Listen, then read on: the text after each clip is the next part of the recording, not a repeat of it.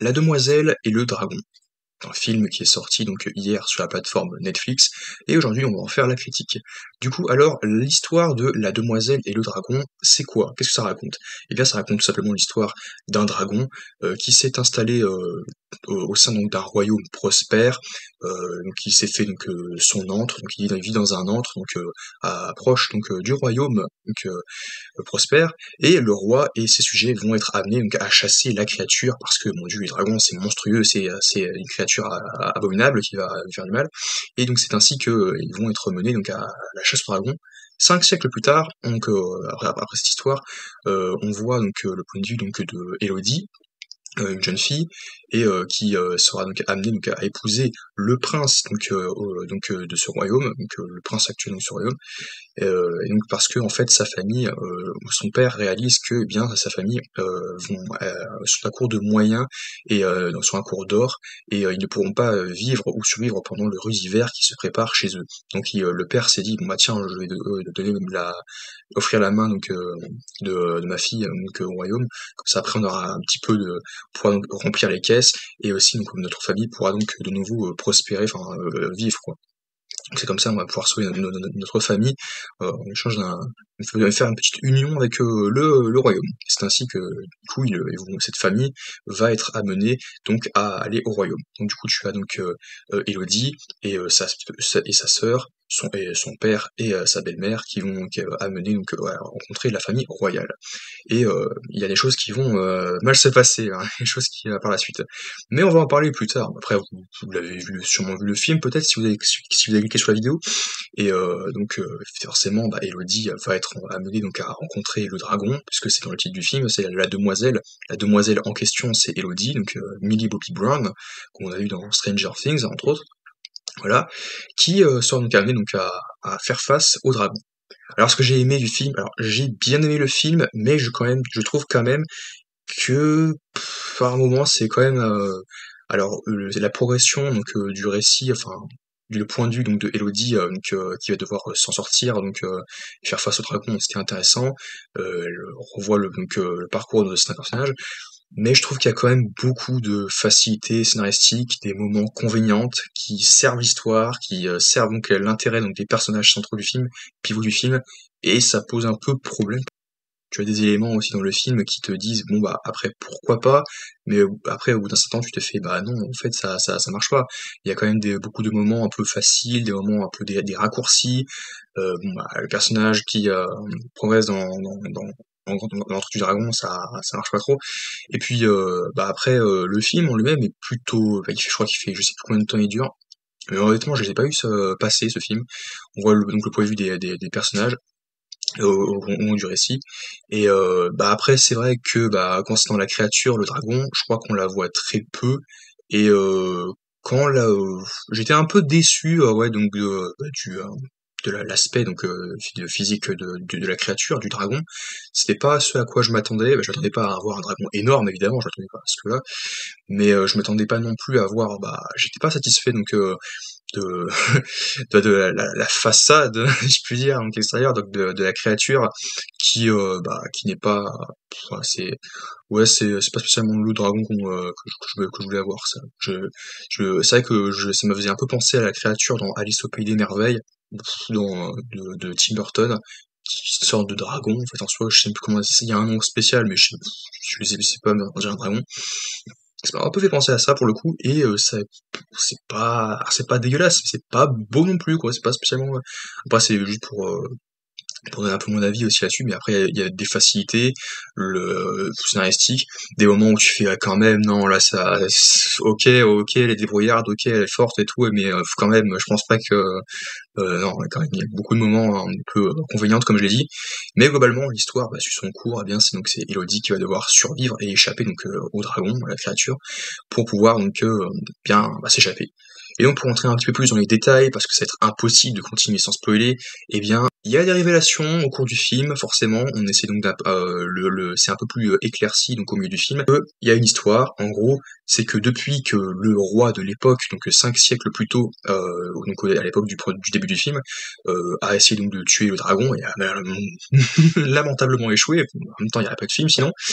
eh bien il est en mode: «Oh s'il te plaît, je t'en supplie, ne me tue pas et tout», voilà, donc il a essayé de trouver un arrangement avec le dragon et en fait, l'arrangement, c'est que en fait, il doit sacrifier à chaque génération 3 filles, donc 3 princesses, donc 3 filles de sang royal, à la créature.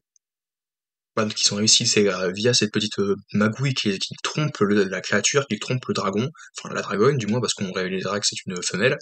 Donc en fait, ils font tous les 2 donc comment dire? Avec un couteau, une petite une cicatrice, à la paume de la main et ils mélangent leur sang. Alors je me suis dit: «Tiens, ouh mais ça va s'infecter ça, cette histoire, c'est le moyen de choper donc des maladies» et en fait non, bah, après je me suis dit: «Ouh mais c'est directement lié donc au rituel, c'est un rituel, c'est un sacrifice, du coup, bah, pourquoi il faut qu'il y ait le sang?»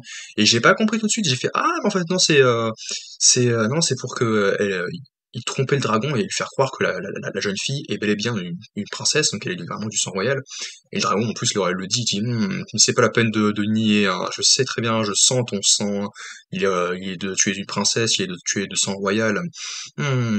S'ils essayent de me tromper en m'envoyant quelqu'un qui n'est pas donc de sang royal, je le sens direct, et du coup, bah, je vais me fâcher. Évidemment, c'est qu'à l'époque, on réalise que les méchants, c'était donc pas le dragon ou la dragonne, mais en fait l'homme, les hommes, donc le roi qui, bah, parce que les méchants, bah oui, parce que le dragon c'est un monstre, donc il faut le tuer, lui et ses enfants, et lui sa progéniture. Donc ce qui se passe, c'est que bah, le roi a tué donc la progéniture, donc 3 œufs, donc 3 bébés dragons donc, de la dragonne, qui était donc une mère, et furieuse, ben, donc la mère forcément bah, s'est déchaînée contre le roi, donc elle fait que se défendre, elle fait que défendre ses petits, enfin trop tard, mais elle voulait se venger de ses petits. Il a été convenu que chaque génération, voilà, ils doivent sacrifier donc trois filles de sang royal. Et donc c'est ainsi qu'ils ont trompé le dragon. Et finalement, bah, Elodie, bah, il y a des moments aussi où le dragon aurait pu tuer donc Elodie parce qu'elle était face à elle et en fait pendant tout le long du film elle la cherche, elle veut la tuer tout simplement, mais quand elle est face à elle, bah, elle le fait pas. Je fais voilà, d'accord, il y a beaucoup de trucs qui font pas, mais finalement bah elle réussit donc à comprendre, à découvrir la vérité et réaliser qu'il y avait plusieurs filles donc qui ont été sacrifiées ici. Concernant la reine, évidemment, bah, je savais très bien que c'était la méchante du film, de toute façon, parce qu'on a vu ça partout, donc dans Maléfique 2, dans les classiques Disney de l'époque, que ce soit les Blanche-Neige, tout ça, forcément la reine c'est la méchante, et elle manipule, elle manigouille, elle magoue quelque chose, et ça tu le sens, mais directement, dès la première scène avec eux, avec le roi et le prince, quand ils font connaissance, quand ils se présentent, tu fais oh là là, mais c'est elle la méchante, elle manipule et tout, donc forcément tu le sens, mais direct, tu sais déjà que c'est elle. Donc il y a des moments, comme je disais, un peu cousus de fil blanc vers la fin, surtout forcément la résolution du film, tu la sens venir un peu, c'est ça qui est dommage. Le dragon est pas trop bien fait, effectivement aussi, mais le parcours d'Elodie est très cool, voilà, pour un survivre, même si voilà, qui est un peu trop forte, elle arrive à échapper aux flammes du dragon, alors qu'elle aurait pu très bien la brûler, l'incendier direct et ça aurait été fini. Ouais, Elodie est morte, la dragonne l'a brûlée. Et comment dire? Oui, la dragonne, à un moment, elle a au moins 2 à 3 fois face à elle 2 à 3 fois dans le film, il aurait pu la manger, lui donner un coup de mâchoire ou la cramer, ça aurait été fini, mais non. Donc à la fin du film, finalement, bah, ils finissent par s'entendre parce qu'elle a réussi donc à faire comprendre donc à la dragonne qu'elle a été manipulée, que les filles donc qui sont sacrifiées ne sont pas de sang royal et que bah, le royaume fait ça pour avoir la paix et donc ça. Après aussi donc quelque part même si ce sont eux les pourritures, les méchants, c'est pas vraiment non plus de leur faute à la fin dans le sens où ils ont pas forcément donc des filles à sacrifier, hein. Là pour l'instant ils ont qu'un fils mais voilà, donc mais ça c'est reste ça des le dragon, pourritures, hein, donc il était ne trouve pas déchaîné. d'excuses, ça reste des Après, quelque pourritures, part, hein. génération, C'est pas tous les ans, enfin tous les 10 ans. Bah il y a un délai, comment ils ont convenu avec le dragon, la créature. Ça c'est vrai que c'est pas trop précisé, on sait pas trop, donc c'est un peu bête là-dessus. Et puis donc à la fin, bah du coup, bah forcément, bah tu vois donc Elodie avec sa robe toute bah, déchirée, toute déchirée, qui arrive face donc au prince et à sa troisième épouse. Et c'est ainsi forcément que bah, l'Aragon déchaîné donc détruit le royaume et qui avait donc un peu abusé donc pendant toutes ces après on sait pas depuis combien de temps ils ont fait ça forcément qui ont créé cette espèce de rituel cette tradition dans le but donc de débarrasser donc des filles bonnes à marier et puis après ah, c'est bon bonne à mourir bonne à crever directement après d'emblée mais quelque chose me dit que ça s'est quand même passé donc il y a pas mal de temps parce qu'on voit donc les noms donc, des filles qui ont été sacrifiées, donc Victoria, et etc., les autres filles. qui qu'on qu'on a vu qu'elles ont marqué leur nom, donc Elodie elle a gravé son nom également aussi, donc ouais, en gros c'était pas un mauvais moment à passer, j'ai quand même bien apprécié, c'était sympathique, typiquement c'était sympathique comme film. Mais ouais, bah, après, comme j'ai dit, c'est dommage qu'il y ait des moments où le fil blanc, voilà, que les choses qui ont des petits défauts par-ci par-là, mais en soi qui ne nuit pas donc au visionnage, quoi, quand tu regardes le film. Mais conclusion, bah, c'était quand même très bien. Enfin, ouais, c'est quand même bien. Je sais pas si je peux vous le conseiller, c'est en fonction bah, de vous, bah, mais du coup, bah, c'est quand même bien. Du coup, bah, on se retrouve donc à très vite pour une nouvelle petite vidéo.